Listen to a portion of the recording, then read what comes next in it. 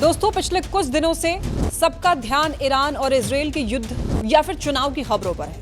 लेकिन इसी बीच भारत के वैज्ञानिकों ने वो कर दिखाया है जो शायद इस सदी की भारत की सबसे बड़ी खबर है।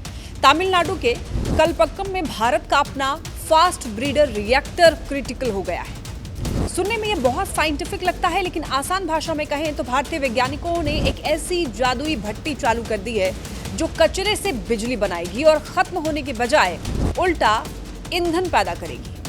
आज की वीडियो में समझेंगे कैसे ये तकनीक भारत को अगले कई 100 सालों तक मुफ्त जैसी बिजली दे सकती है। नमस्कार, मेरा नाम है लक्ष्मी। देखिए, किसी भी देश को अमीर और विकसित बनाने के लिए सबसे पहले जो चीज चाहिए वो बिजली। हम लोग कोयला, पानी और सोलर से बिजली बना रहे हैं, लेकिन न्यूक्लियर पावर सबसे ताकतवर है। लेकिन दिक्कत यह है कि न्यूक्लियर रिएक्टर चलाने के लिए चाहिए यूरेनियम, और भारत के पास यूरेनियम बहुत कम है।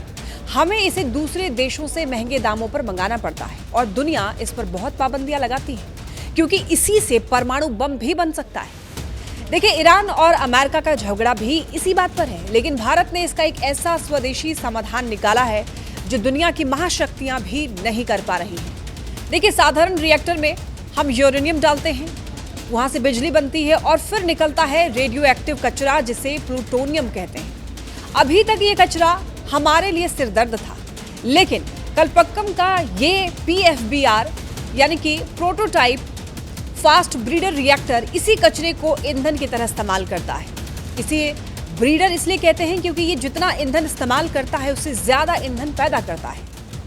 ऐसे में आप कल्पना कीजिए, आप अपनी गाड़ी में 1 लीटर पेट्रोल डालें, 100 किलोमीटर चले और जब गाड़ी रुके तो टंकी में 1.5 लीटर पेट्रोल वापस मिल जाए। सुनने में थोड़ा असंभव लगता है ना, लेकिन न्यूक्लियर साइंस में भारत ने यह कर दिखाया है।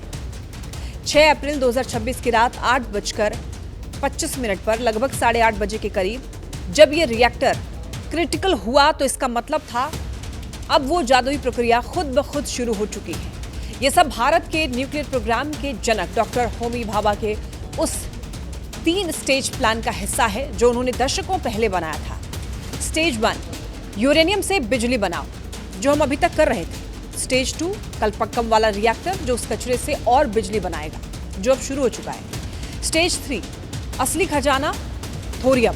भारत के पास दुनिया का सबसे बड़ा थोरियम भंडार है जो हमारे समुद्री तटों की रेत में पड़ा है। कलपक्कम रिएक्टर की कामयाबी का मतलब है कि भविष्य में हम इसी थोरियम को ईंधन में बदलकर भारत को ऊर्जा के मामले में पूरी तरह आत्मनिर्भर बना लेंगे। हमें फिर किसी देश के आगे हाथ फैलाने की जरूरत नहीं होगी। तो अगली बार जब आप टीवी पर युद्ध या फिर राजनीति की खबरें देखें तो याद रखिए कि शांत रहकर हमारे वैज्ञानिक कलपक्कम के लैब में देश का भविष्य लिख रहे थे, और ये पूरी तरीके से मेड इन इंडिया टेक्नोलॉजी है।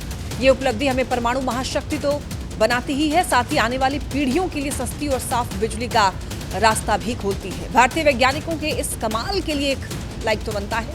खैर, आपको क्या लगता है, क्या भारत 2047 तक ऊर्जा में आत्मनिर्भर बन पाएगा? कमेंट्स में जरूर बताइए।